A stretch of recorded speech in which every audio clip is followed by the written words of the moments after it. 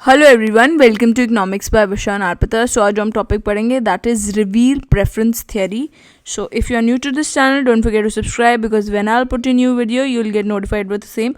Also, there's a good news that we have launched a new batch for 2021 UGC NET के लिए. We have launched a new batch जिसमें you'll be provided with online lectures, solve previous year के question papers रहेंगे, study material रहेगा, regular test रहेंगे, plus होता क्या हम पूरे साल पढ़ते हैं and we are not able to deliver our best in the exam because हमारी पूरी रिविजन नहीं हो पाती है. सो रिविजन कैप्सूल्स भी रहेंगे so that you can perform best in your exam. Also this includes both paper 1 paper 2 जिसका course fee is 5,000 which was initially available at 10,000. Now it's available at 5,000, which is a limited period offer and it is valid till 31st January. So those who want to avail can contact me on this WhatsApp number. ठीक है. So now let's get started with the revealed preference theory. So जो हमारी revealed preference theory है, this revealed preference theory was given by Samuelson ने दिया था हमें सबसे पहले.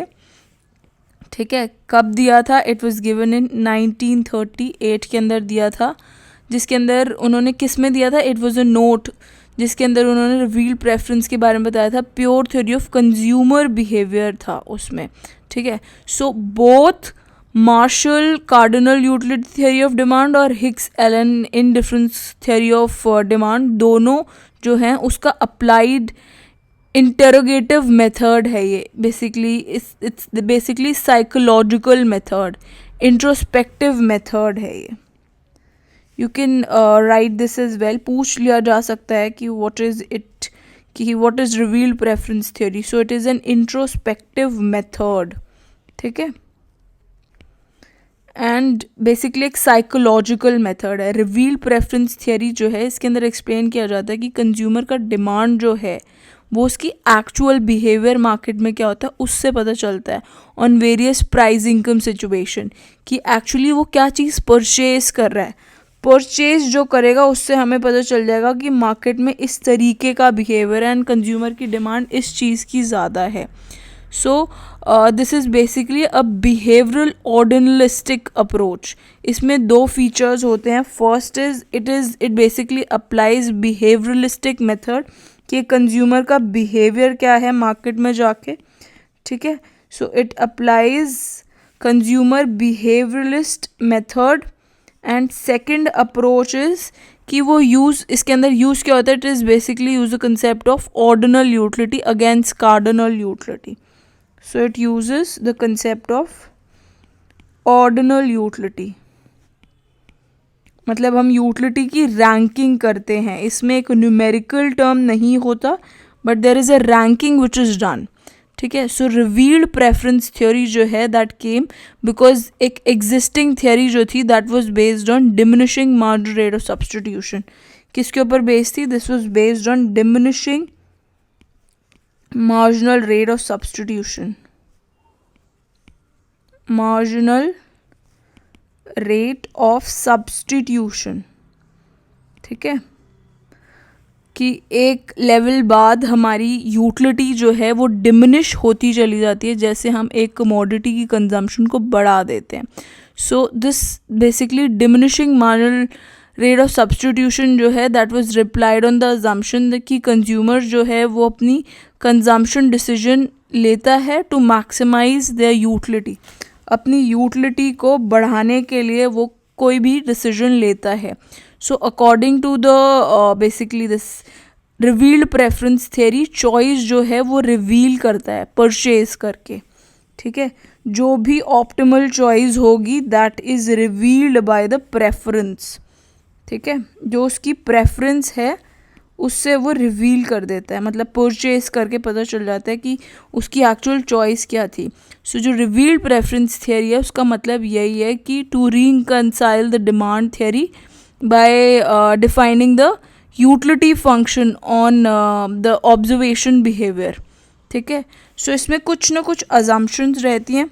अजम्पशंस भी देख लेते हैं कि रिवील्ड प्रेफरेंस थियरी की अजम्पशंस क्या हैं, जिसके ऊपर कई बार क्वेश्चंस बन जाते हैं कि ये रिवील्ड प्रेफरेंस की थियरी का अजम्पशन है कि नहीं है. सो इसके अंदर है टेस्ट ऑफ प्रेफरेंसेस के बारे में पता चलता है. प्रेफरेंस जो है वो कांस्टेंट रहते हैं. सेकंड इज़ कि जो चॉइस है that is basically a combination जो कि रिवील करा जाता है उसकी, एक इंडिविजुअल जो परचेज कर रहा है उसकी प्रेफरेंस से कि वो क्या परचेज कर रहा है, उन दोनों का बेसिक कॉम्बिनेशन होता है। गुड वन गुड टू ले रहा है तो वो क्या चीज़ परचेज कर रहा है उससे पता चल जाता है कि वो इंडिविजुअल जो है उसकी एक्चुअल में प्रेफरेंस क्या है, ठीक है। और थर्ड जो है दैट इज़ बेसिकली हमारा कि कंज्यूमर जो है वो चूज़ करता है एक combination at a given price income level.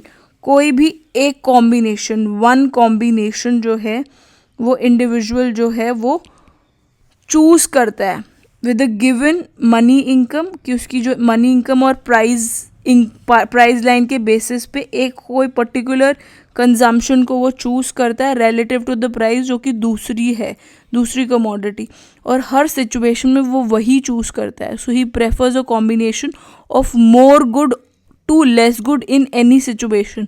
वो हर बार एक जो कॉम्बिनेशन उसे सिलेक्ट कर लिया वो कुछ भी हो वो हर बार वही चूज़ करेगा। So this is based on the strong ordering, it is based on the strong ordering, ठीक है, दैट इज़ देयर। एंड इसके अंदर अज्यूम किया जाता है कि कंसिस्टेंसी रहती है कंज्यूमर की बिहेवियर की, कंसिस्टेंसी रहती है इन कंज्यूमर्स बिहेवियर, कि कुछ भी सिचुएशन हो वो हर बार वही चीज़ लेगा। अगर उसको एप्पल और मैंगो में एप्पल पसंद है तो वो हर बार एप्पल ही परचेज करेगा, क्योंकि ए जो है दैट एप्पल इज़ प्रेफर्ड।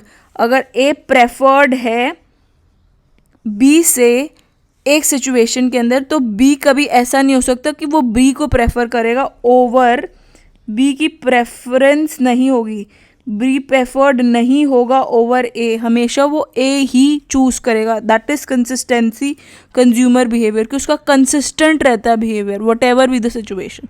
सो ये जो थियरी है that is based on the also it is based on the assumption of transitivity. Transitivity मतलब जैसे एक इंडिविजुअल है वो ए को प्रेफर करता है बी के ऊपर और बी को प्रेफर करता है सी के ऊपर, और इस सिचुएशन में क्या होगा तो कंज्यूमर जो है वो हमेशा ए को प्रेफर करेगा सी के ऊपर what ever be the situation. So that is transitivity, ठीक है। और सिक्स्थ अजम्पशन हमारी रहती है of income elasticity of demand. Income elasticity of demand जो है वो पॉजिटिव होता है। क्या है? इनकम इलास्टिसिटी जो है that is always positive, it is always greater than one. और मतलब ये है कि इसका मोर कमोडिटी जो है वो डिमांड की जाती है जैसे कि इंडिविजुअल की इनकम बढ़ती है, और वही डिमांड गिर जाती है अगर उस इंडिविजुअल की इनकम घट जाती है। डिमांड बढ़ेगी अगर इनकम बढ़ेगी, डिमांड घटेगी अगर इनकम घट जाएगी, ठीक है। इसलिए that is positive income elasticity रहता है। Now let's talk about sharp which is strong axiom of revealed preference theory. Strong axiom होता है of revealed preference theory, sharp जिसे बोलते हैं, ठीक है। सो इसके अंदर हम डिफाइन करते हैं ऑर्डरिंग अलग अलग कॉम्बिनेशंस की, एक कंज्यूमर का स्केल लेते हैं of the preference, and therefore choice जो होती है कॉम्बिनेशन की कंज्यूमर जो है वो रिवील करता है अपनी definite preference for that overall alternatives में उसी को ही प्रेफर करता है, उस डेफिनेट प्रेफरेंस रहती है उसकी। So under sharp which is strong ordering, relation of indifference curve जो है बिटवीन वेरियस ऑल्टरनेटिव कॉम्बिनेशन जो है वो रूल आउट हो जाता है। दैट इज़ देयर कि कोई और ऑल्टरनेटिव्स जो हैं वो रूल आउट हो जाते हैं, ठीक है। That is basically sharp. तो कंज्यूमर जो है वो चूज़ करता है कॉम्बिनेशन, जैसे अगर हम एक इंडिफरेंस कर्व के ऊपर कॉम्बिनेशंस बना रहे हैं, this is the budget line and this is the combination A and let's suppose this is B and this is C। तो consumer जो है वो choose करेगा combination A out of the various combination B या C में से वो A he choose करेगा। इसका मतलब ये है कि वो उसकी definite preference है A के ऊपर on all other alternatives। possibility हो सकती है कि वो choose करे combination A being indifferent, कि वो ए इनडिफरेंट है for any other possible combination, जिसमें वो रूल आउट कर देता है और कॉम्बिनेशंस को बी और सी को वो रूल आउट कर देता है और वो सिर्फ ए को ही चूज़ करता है। That is basically definite preference रहती है। क्या रहती है? डेफिनेट प्रेफरेंस इज देयर, ठीक है। And also there is one more axiom, that is हमारा warp. And now what is warp? Warp is basically postulated, it's a weak axiom of revealed preference theory. Weak axiom है of revealed preference theory. Revealed preference theory. तो इसमें क्या होता है कि consistency जो है वो पोस्टुलेट करता है, जिसमें असर्ट करता है कि एक इंडिविजुअल जो है वो चूज़ करेगा ए रादर देन बी एक पर्टिकुलर इंस्टेंस के अंदर, and he can not choose B rather than A. So कोई भी इंस्टेंस के अंदर, सो ही डज वो ऐसा इसलिए करता है because he is not behaving consistently. वो ऐसा इसलिए नहीं कर रहा, ऐसा नहीं है कि वो पहले सिचुएशन ये है कि वो कंसिस्टेंसी पोस्टुलेट करता है कि एक इंडिविजुअल चूज करता है ए को रादर देन बी एक पर्टिकुलर इंस्टेंस के अंदर, then he can not choose, और ऐसा नहीं होगा कि वो चूज कर रहा है बी रादर देन ए, ऐसा नहीं होगा. इफ़ ही डज सो, अगर वो ऐसा करेगा तो वो कंसिस्टेंटली बिहेव नहीं कर रहा है. तो इस थियोरी में यही बता रखा है कि basically provides the basis for welfare economics in terms of observational behavior based on consistency choice. So that is there. But इसकी कुछ limitations भी हैं. Now let's see the limitations. पहली limitation की बात करें तो it is not possible कि हम separate कर सकें, substitution effect को separate करना मुश्किल है. सेकेंड, Samuelson थियरी, जो हमारी Samuelson थियरी है उसमें जो प्रेफरेंस है is to be judged on the single act of choice. उसका सिंगल एक्ट ऑफ चॉइस क्या उसके बेसिस पे ही कर दिया गया कि वो हर बार यही करेगा. But this is a limitation, ऐसा कोई ज़रूरी नहीं है कि वो सिंगल एक्ट पे ही उसकी चॉइस को जज कर लेना चाहिए. That is a limitation.